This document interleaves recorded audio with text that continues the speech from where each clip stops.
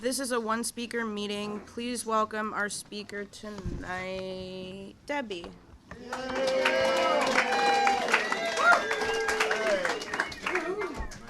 My name's Debbie. I'm alcoholic.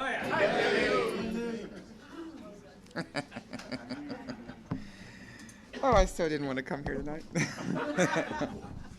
And when I get here, I'm okay, you know. And I'm so glad that my little feet know what to do, even though my brain has all kinds of shit to talk about it.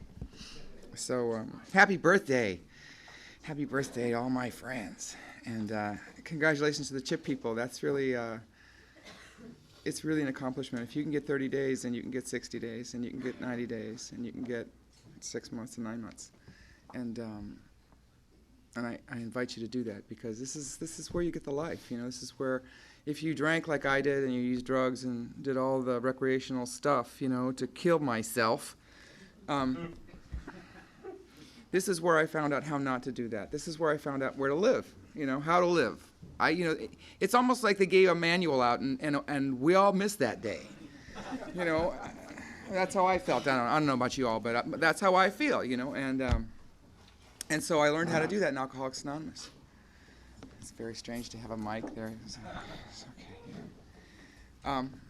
And I haven't a clue as to what I'm going to talk about. You know, I dealt with the IRS today, which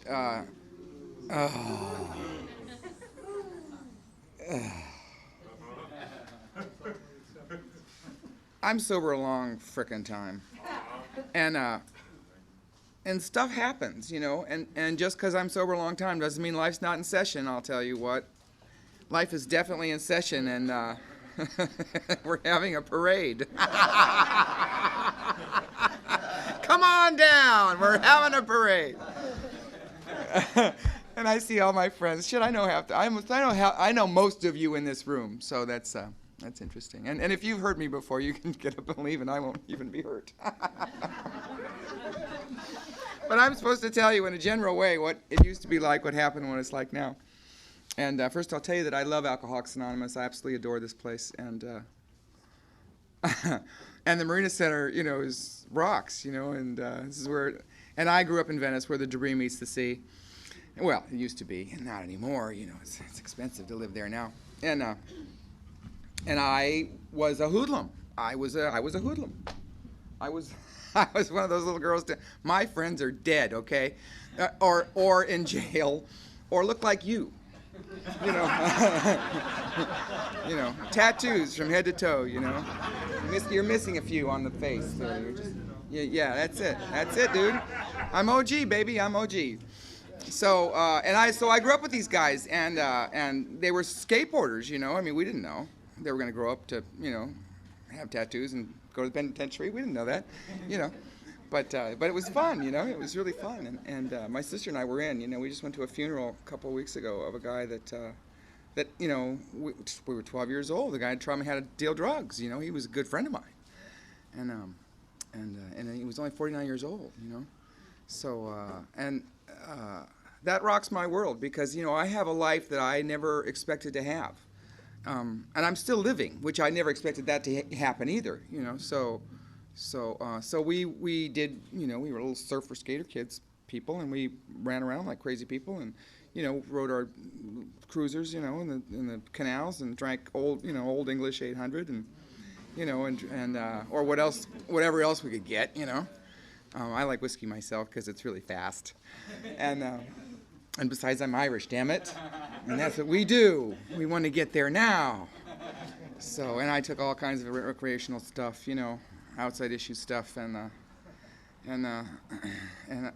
it worked, you know. It worked beautifully, you know. It allowed me to talk to you all, and allowed me to be easy and free and open, and, you know, the person I wanted to be. It allowed me to not feel like I was, you know, crazy, which I was, and we all were, you know. I mean, I wouldn't wish puberty on anybody. That's horrible, you know. And I don't know about you, but I've had the longest puberty, and I know a lot of you have had a very long puberty as well.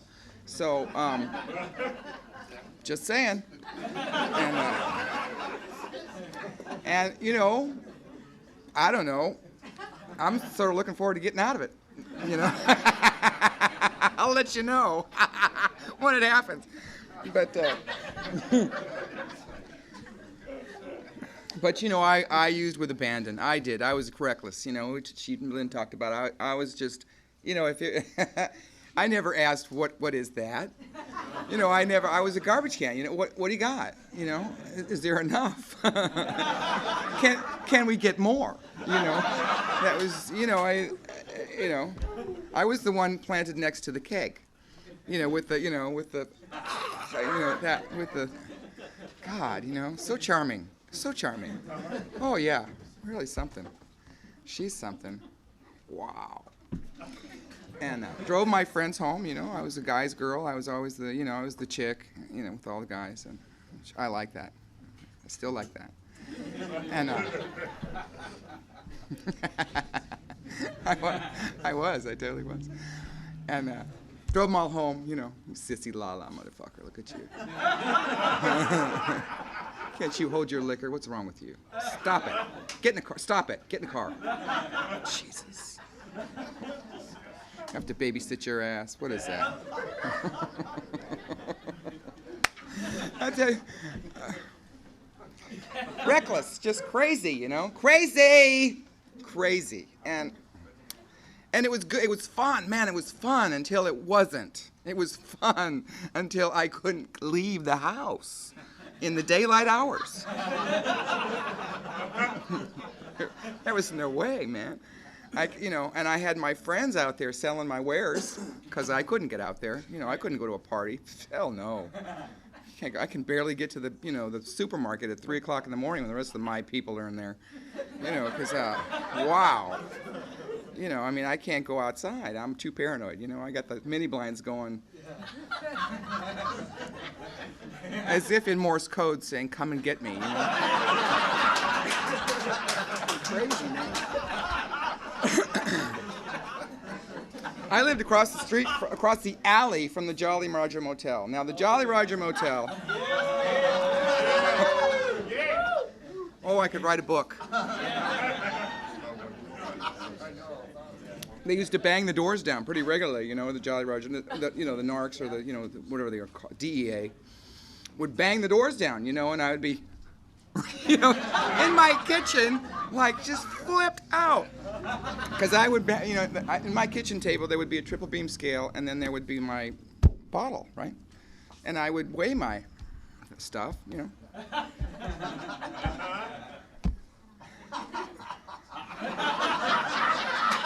And so by the time the DEA got there, say 10 a.m., I'm already pinned. You know, I'm already like ready for anything that comes up. But not really, you know, not really. I mean, I'm just, you know. So, my sister had moved in this guy named Donnie who was scarier than me. And he sold heroin, he sold China White, I sold the cocaine to go with it. And it was crazy. At my house, it was crazy. And, you know, I look at that and I think to myself, you know, I was young. I'm hosting international students right now, and they're 18, 20, 22 years old, you know what I mean? Just about where I was when I bottomed out. And I see these kids, and they're young, they're little, you know, and they're fresh, and they're different than me and my crew. And they're like babies, you know, and I think what I was doing when I was your age, so whatever they got, you know, it's like, oh, come on. I look at them like, really? Whatever they got going, you know what I mean? It's cute drama. It's not like, you know what I mean? It's not like our drama. It's not like, you know, this guy's gonna get you on the floor and bash your face in, you know, for no apparent reason, just general principle. It's not like that, you know what I mean? In the real world out there, where people have lives and, you know, they have parents and they grow up and they go to college and they, you know, and that was so foreign to me. You know, I would see people, I would be up at the crack of noon. And I would see people get up and go to work or, you know, come home and have lunch and be in, you know, business. And I would think, how do they do that? And then I would think, well, who the fuck wants to do that? Because I can't do that. There's just no way that I can get up even by 11. I'm just not built that way. So there I was, and that didn't get me to stop, the dents in the car, looking for the blood and, all the stuff that people go through to, arrive here. And if whatever you did to get here, even if it's a court car, it's probably not a mistake. People don't just roll into Alcoholics Anonymous. I didn't burn the toast, okay? I really didn't, and I've never really met anybody that just burned the toast to arrive here. You gotta qualify. It's a sales job, baby. You gotta qualify to get paid here. And I just, I was so sick of myself. I was so sick of who I was and what I was doing and how I was living, and I couldn't tell you that. I thought I had it going on. I really did. I thought I was the shit, and that's just not the truth. The truth was I was just terrified. I couldn't go out, like I said, in the daytime, and I just hated who I was and what I was doing, and I was a control freak, and just like, well, paranoia will do that to you. But I was just a mess. I was just a mess, and how long do I talk for? Till when? Until around midnight. Oh. Yeah, right. Just kill me now. 10 till. Yeah, okay. So, I was just sort of, I remember feeling very tired. Very, very tired. And if you're new and you just think, I felt like I'd sort of been there and done that. Whatever you got, I sort of been there and done that, and it was all just boring and tired and really, really sad and really sort of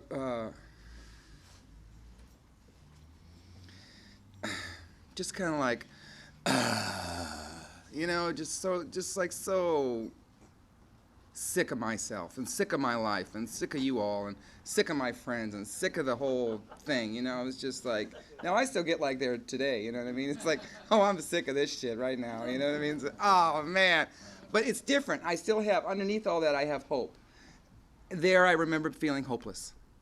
And if, and if you're hopeless, man, you're fresh out of ideas, I mean, I was fresh out of plans. And that's a really good place to be if you're new. Because fresh out of plans means teachable. And I was, boy, I'll tell you, if they, hey, Jay, if they were talking, I went to Pacific Group, okay? So, I was, and I rolled into Alcoholics Anonymous. I was in ACA first because it was her fault. My mom she was a drunk. She was really a drunk. She drank gin. Oh, no, she drank vodka. I drank gin. So that, but she tinkled in the morning, and I hated that. I would wait until noon. Of course, I didn't get up till noon. Hello! So Mom went to AA. Wow. And I went to AA because my roommate, I lived with this guy, he was a gay guy, and I lived with this guy, and he tricked me. He tricked me to go to AA. He said, don't you want to see what your mom's doing? Yeah, I want to see what she's doing, So he tricked me, and I went to my first AA meeting at 2nd and Hill in the basement. It was like a gay meeting. It was like, sex and sobriety. So they had my attention. Really? And they were talking about their feelings. They were talking about what was happening with them and how they were feeling. And in my crew, you don't talk about that. You don't talk about any of that, You don't sit on a bar stool with Hainanos and say, I feel like killing myself today. It just doesn't fly. So I was accustomed to have a lot of secrets, And these guys were just laying it out there, boy. They were just telling their, deal. And it was like, wow. First of all, it was entertaining. Like, oh, this beats, the TV I got going on home. And secondly, it was like there was hope. It was like I thought, these poor bastards can get sober. I didn't even know I wanted to be sober. I never even thought, why would you want to be sober? That was my deal. I mean, Jesus, if you knew what it did for me. If you knew that I can't operate without it, it makes everything okay. And so I thought, well, if these guys can do it, then maybe I can do it, And that was it. That was all I needed, this little piece of hope, little piece of maybe. That's all you need, baby. That's it. All that little piece of maybe, and you're in, man. You're in, because I made it, and there's no good reason why I made it, except I didn't drink, and I didn't use anything, and that's the secret. Don't drink and don't use anything, and you'll stay sober. Wow, really? Is it that easy, really? No, hell no, it's not that easy. You come to Alcoholics Anonymous, and you have to do that shit, you know? I got a sponsor. She was this big as a house lady, you know? Kind of like I am now, shit. Damn it. I've grown so much.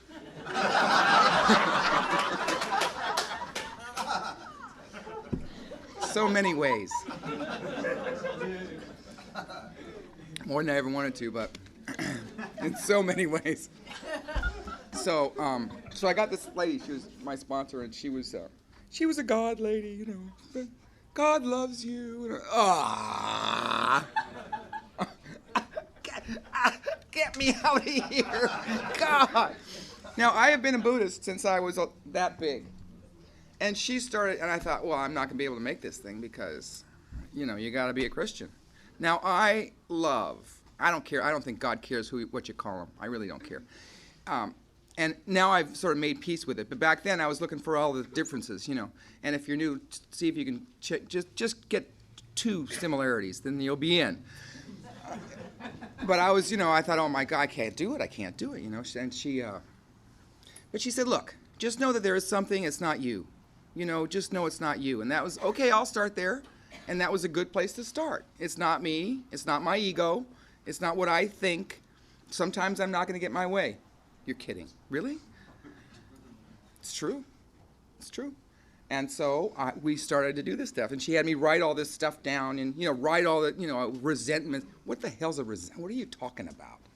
I didn't know I was pissed off at everything. Actually, I didn't know. I didn't know I was pissed off. I had 2 feelings when I was new. I had mad and rage. You know what I mean? I was like, mad and madder.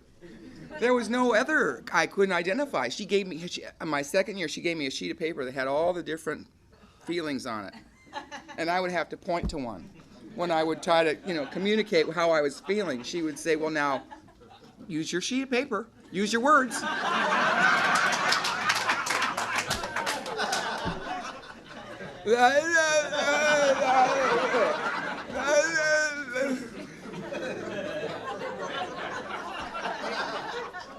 Pretty basic, you know, you can only imagine. Now, I was raised a good person. I was raised by good people. I was raised by, you know, not wolves, although they were kind of feral, I don't know. My mom was a kid when my kids having kids, you know. But, so then I started doing, so I wrote all this stuff down and I read it to her, you know, and she didn't even fall asleep, you know. I had, like, sponsors later that fell asleep. But she was really good. She was like, you know, she stayed up for it, which I appreciated really, because it was so, you know, and it was really just an autobiography, and who cares? First one's bullshit anyway. So if you just did your first one, I'm not picking on you really. I'm not judging you. I just, you know, I have. This is my journey. You know, you get your own journey. I loved her and she loved me, and then I took myself to the Pacific group. Actually, I followed a guy into the Pacific group at 9 months of sobriety because he was hot. He was Max. His name was Max. Oh my goodness, he was something. And you know, I was going to get drunk. I felt like I was going to get drunk. I was running around out here, and I just couldn't. You know, I was a feral child. I was, you know, a wolf. I was a crazy person, and so I went there, and they swooped me up. You know, we went there, I was checking out, and I new outfits every Wednesday night, you know. Made sure I sat in front of him. Just so he could check that new outfit out, you know what I'm saying? And I was hot, you know. Kind of, you know, there was a little girl here where she was like, you know, she was very pretty, and I was, and so he dropped me with the women. And it was, oh no. I can't talk to the women. No, they're too scary for me. Plus, you know, they might want my boyfriend or something, and that wouldn't be okay with me. And I don't want to have to pick up the bodies or apologize for breaking your fucking nose or anything. I don't want to. I was a guy's girl. I mean, I don't know what to say to girls. Really. Now girls are my, hot tip. I sponsor a gaggle of women, and they're my best friends. So what can I tell? What I can tell you if you're new is that this has been a journey of acceptance and surrender.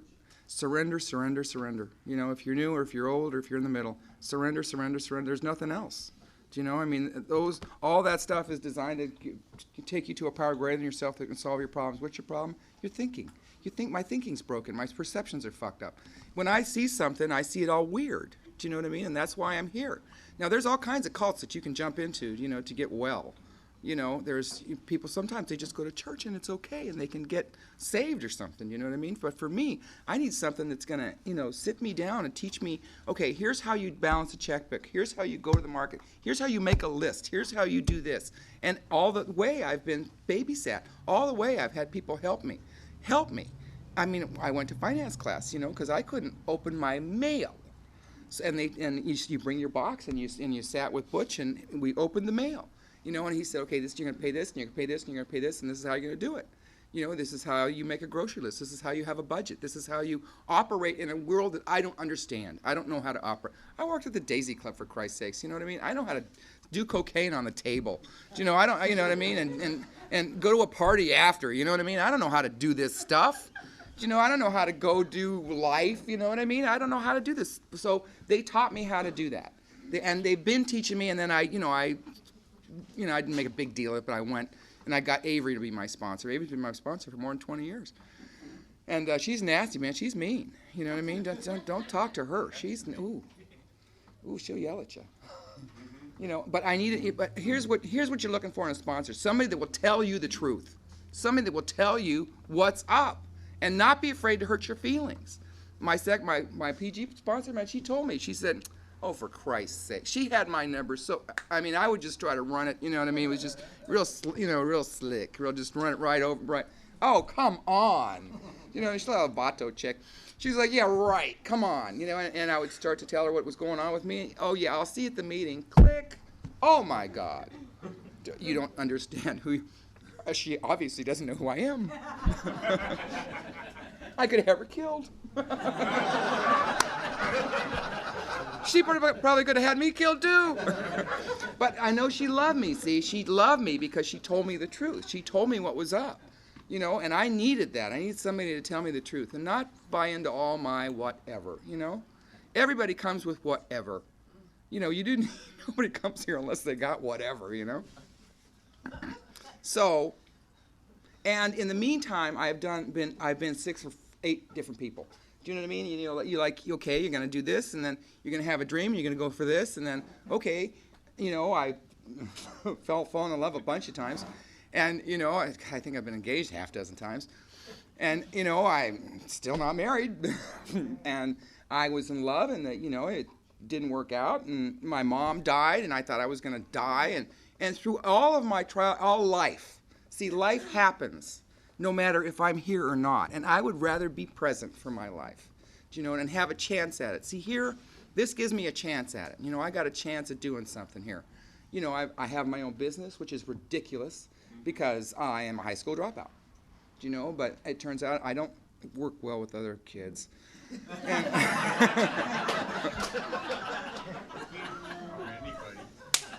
So, okay, start your own business. And I've had other people, and start your own business, right? It's fine. Go ahead.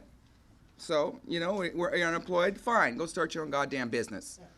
So, that's good. And it's a good business. I've been showing up for 15 years, and that's a miraculous. I've been showing up here for a really long time, and that's miraculous as well. I have good friends that I've had for the whole time I've been here.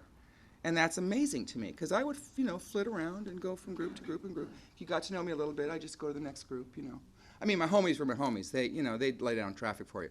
But, I was just kind of a butterfly. I have a life. I have a faith. I have a hope. I have a hope. Deep down inside of me, I have hope. When the shit hits the fan, and believe me, it will, I have Alcoholics Anonymous. You guys have carried me through the really hard stuff. Do you know? And there is hard stuff in life, you know. I have a faith. I have a faith, and I love gospel music. You know, and I can sing. Turns out I can sing. And I didn't start singing until I was 35 years old, until my mom died. And then I thought, what the hell are you waiting for, you know? Because I couldn't sing in front of people. And that makes it rough to sing when you can't breathe. You know, but I know friends that have, you know, become actors and, you know, we are usually creative people in some way or another. So if you've got that going on, then, you know, lean into it. Do you know what I mean? Because when you squash that stuff, that's why you have to drink. I drank because my life, to me, was unacceptable. I had all kinds of ideas, and I had to do inventory to find out that, you know, I have a lot of ideas that are not based in any kind of reality. I make this shit up. Who knows? It doesn't matter. Do you know what I mean? And stuff happens to you, and, you know, and then at some point, hopefully, you give it up. Do you know? So you trust God, you clean house. You trust God, you clean house. And I've been doing that for a really long time. And so, and you think that, you know, I would be like floating or something, you know, ah, you know what I mean, floating but as a result of being here and hanging out with you guys, my feet are firmly on the floor. You know, I'm planted, I'm grounded, and for the most part, inside of me, I'm calm, I'm happy. Even when the shit hits the fan, even when I'm doing the IRS and I'm doing this and I'm doing that, and when it's not going my way, even when it's not going my way, and that is, you know, when you just want to, like, you know, fuck it, right? But there's so many other things that you can do than just say fuck it. There's so many other people that you can hang out with, you know what I mean? And I love my life. I love the people in my life. You know, the Marina Center is like a staple. This is meat and potatoes, isn't it? You know, it's before it got painted, right? This is like, it doesn't even look like Grandma's house, but Grandma's house is kind of stinky, you know, kind of fucked up. And and that's a Marina Center, you know. I mean, it's like, you know, oh, that's home, maybe that's home. That's great. I feel safe, you know.